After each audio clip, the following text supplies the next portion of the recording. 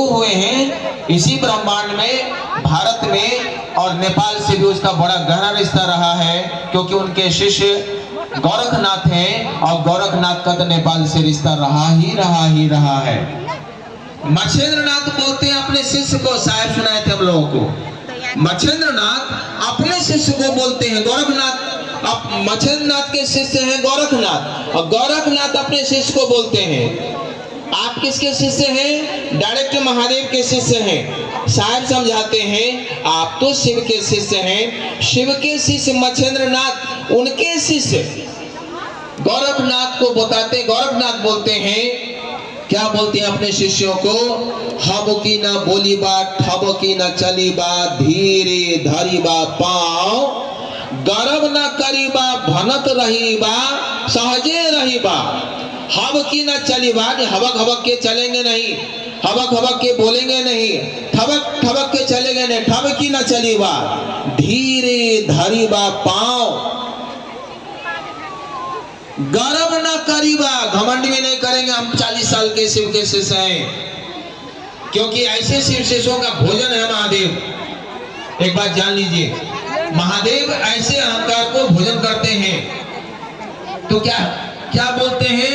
गर्व न करीबा, गर्व नहीं करना है कि हम इतना साल के शिव के शिष्य हैं। आपने देखा होगा इसी मंच पर घास काटने वाली, पान बेचने वाली, चूड़ी बेचने वाली बहुत सारी गुरबहना जो 2 जून से रोटी नहीं फोड़ता है, ABCD भी नहीं जानती है, मनोहर पोथी भी नहीं जानती है, विश्व का सबसे बड़ा ज्ञानी, विश्व का सबसे ऊंचा पद पर बैठने वाला वो भगवान शिव के बारे में 2 बात बोल के जाती है, और आप उनकी बातों पर शिव का शिष्य बनते हैं। इससे बड़ा ज्ञान देने का तरीका आजकल विश्व में कोई लाया भी नहीं है।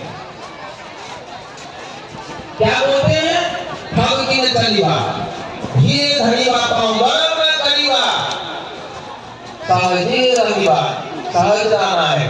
साहब बोलते हैं कि किसी भी शिव चर्चा में लाखों लाख लोग आते हैं, निकल जाते हैं, क्योंकि आप शिव के शिष्य हैं। पता भी नहीं चलेगा टाइम आपको कि कैसे चर्चा आया, कैसे हजारों हजार लोग इस जगह पर आए और चर्चा सुने, सब कोई प्रसाद लेके चले गए, साहब को पता भी नहीं चलेगा। यह शिव शिष्टा का शो होना चाहिए, ये अंदर का शो होता है, जो आवाज तो नहीं करता है, लेकिन एक व्यवहार से लोग समझ पा लेते हैं।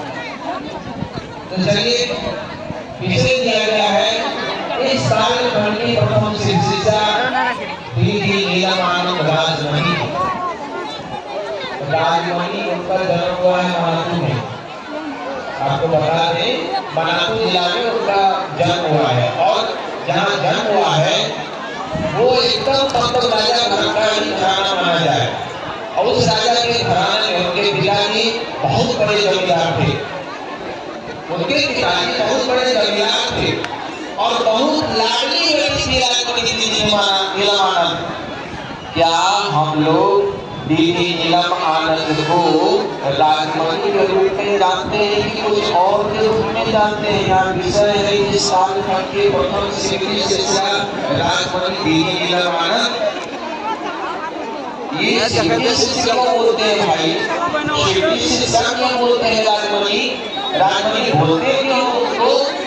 ये इसी की माया एक बार 26 जनवरी के आसपास में दीदी वह सुंदरपुर बाहर एक महिला आई, पूजा का साड़ी पहने के लिए ब्लाउज भी फटा हुआ था और साड़ी भी और फटा हुआ था।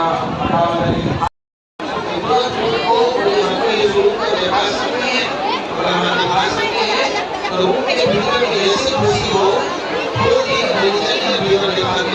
देखा कि केवल एक मामले पर फोटो लगा हुआ। तो वहाँ होती है जो हलवा खाई थी, तुरंत हमारे का पिक्चर लगी होती है जहाँ हमारी थोड़े दिन के बाद जो होती चली एक बार वहाँ से गायब हो गई। तो साड़ी खोली थी वहाँ पर, वो साड़ी भी नहीं है, ये वो टोली है उजला रंग का टोली है, उस टोली वहाँ पर साड़ी जो खोली थी वहाँ पर ब्लाउज पहनने के लिए, साड़ी पहनने के लिए, वो साड़ी भी नहीं मिला, नया साड़ी उनको दिया गया, ब्लाउज दिया गया। तब वो कहती है दीदी माँ को कि हाँ कोई कहानी भैया कोई लोग कहानी सुना कोई सुनाइए कहानी सुनाते हैं। नंगा साधु जब नदी में नहा रहा था तो नंगे साधु को देख कर करके द्रौपदी ने अपने आंचल को छीन कर करके उस नंगा साधु को भेजा उसके बदन को ढूंढने के लिए। तब साधु बोलता है द्रौपदी को तूने हमको नंगा लेकर के साड़ी का दान किया, अपना आंचल का दान किया, जाओ ये साड़ी एक दिन तुम्हारा अनंत रूप लेगा। आप द्रौपदी का किस्सा जानते हैं सब कोई। भगवान कृष्ण ने उस साड़ी को जब उसका तिलहरण हो रहा था उस समय क्या हुआ था, भगवान कृष्ण की कृपा से वो साड़ी अनंत हो गया। तब वो मैया बोलती है, वो महिला बोलती है कि जाओ बेटा तुमने हमको ब्लाउज दिया, तुमने हमको साड़ी दिया, तुमको कभी भी कपड़े की कपड़ा कमेगा नहीं। जिस तरह से द्रौपदी का साड़ी अनंत हो गया उसी तरह से तुम्हारा कपड़ा लत्ता भी अनंत होगा। आज भी ऊपर में जाइएगा रांची में साहब का रूम में दीदी का लीला रखा हुआ है, कैमरा लीला को खोलिएगा तो झड़ साड़ी आपको नीचे गिरेगा। इतना साड़ी है, कहाँ से आता है साड़ी, कहाँ से आता है कुछ पता नहीं है। वो भगवती के आशीर्वाद से मिला था और वो साड़ी आज भी अनंत है। बहुत सारी साड़ी को बांटने के बाद भी साड़ी घटता नहीं है। जरा सोचिए कैसे ऐसी बहुत सारी घटनाएं दीदी के जीवन में घटी हुआ है।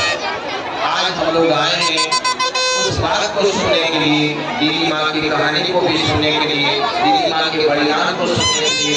मैंने अपनी आंखों से देखा है कि राजमणि दीदी नीलमानंद मेरा गुरु भाई सब आएगा, पैखाना सुबह 4 बजे भोरे उठ करके अपने हाथ से बाथरूम साफ करती थी। अब ये नारायण भैया भी बोल कर ले गए हैं, जब वो बीमार पड़ी थी, जब डायलिसिस में थी, अंतिम 1 से 2 दिन में जाने वाली है, 1 से 2 दिन के अंदर में जाने वाली है। कहाँ पर? दिल्ली इंदिरा गांधी आयुर्वेदिक संस्थान में। और वहाँ पर उसके बगल में बेड में एक महिला सोई हुई है और उसको कैंसर से वो पीड़ित थी। कैंसर से पीड़ित महिला को माँ बोलती है, दीदी माँ बोलती है कि आपने शिव को गुरु माना है। जरा सोचिए जब इंसान मरता है, मरने के समय में अपना बैंक बैलेंस खोलता है, अपना पैसा खोलता है, अपना पुतों को खोलता है, अपना बेटी को खोलता है, अपने रिश्ते नाते खोलते हैं। लेकिन दीदी माँ का त्याग देखिए, दीदी माँ के श्वास में गुरु बसा हुआ था। वो दीदी बोलती है बगल वाली महिला को कि आपको क्या हुआ? तो हमको कैंसर हो गया, एकदम लास्ट स्टेज में है। तो दीदी माँ बोलती है नमः शिवाय से अपने गुरु को प्रणाम कीजिए, गुरु से दया मांगे ना आपका कैंसर ठीक हो जाए। और धीरे धीरे से कैंसर पूर्ण रूप से ठीक हुआ। ठीक हुआ, दीदी का कष्ट बढ़ने लगा और भी कष्ट बढ़ने लगा।